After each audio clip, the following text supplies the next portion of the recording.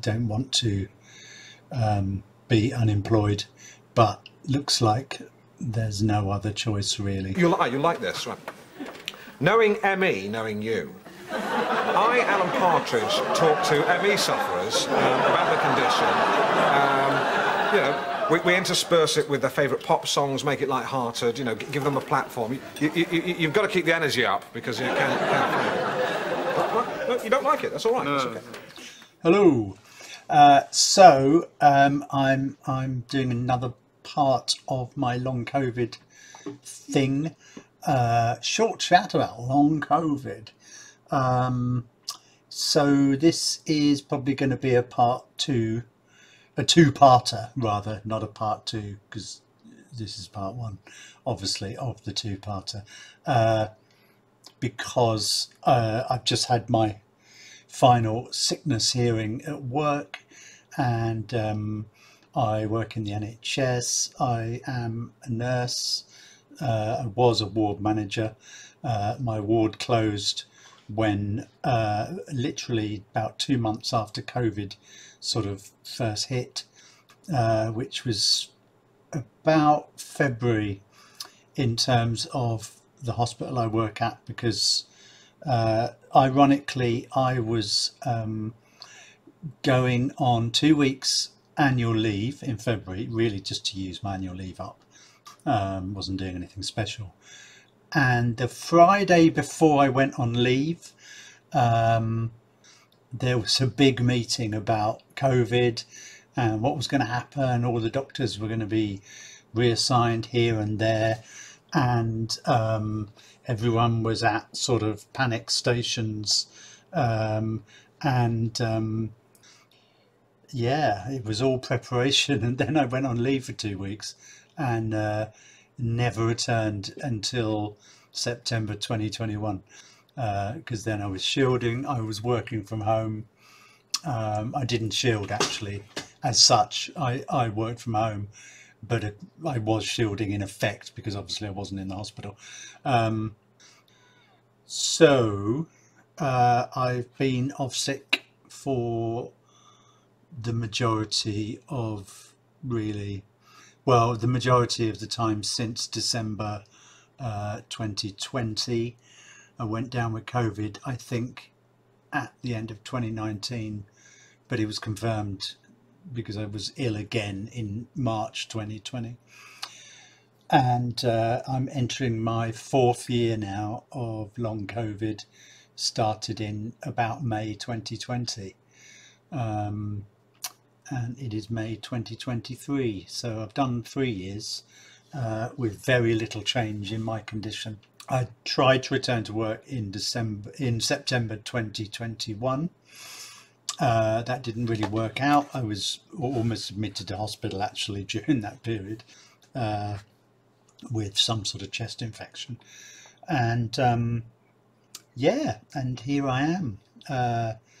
I had my final hearing. It was all a bit depressing. I didn't really have much to say. The trust followed their policies for redeploying people, but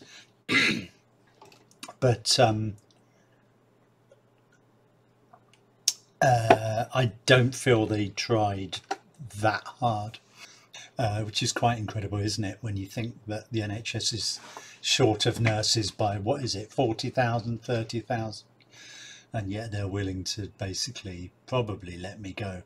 So this is part one, and in part two I'll let you know whether I've still got a job or not. Looking at benefits now. I've actually applied for medical retirement because I've got some quite serious respiratory problems as well as long COVID. But the long COVID is continuing to knock me out completely, and it's serious, clearly it's serious for me, but the condition itself is just so bad. And to anybody who doesn't believe it, please believe. I'm living proof. I don't want to be unemployed, but looks like there's no other choice really. I think I could probably manage to work about 18 hours a week if probably nearly all of that was from home, but the NHS seems unable to find me a job like that. It's understandable to some extent, obviously. You know, the vast majority of nursing, of course, is hands-on with patients on the ward, and you know, that's completely understandable, and most nurses cannot work from home, obviously. But you know, there are management jobs, and I was a ward manager before I'm at that level of my career, and you know, I just, the mind boggles really how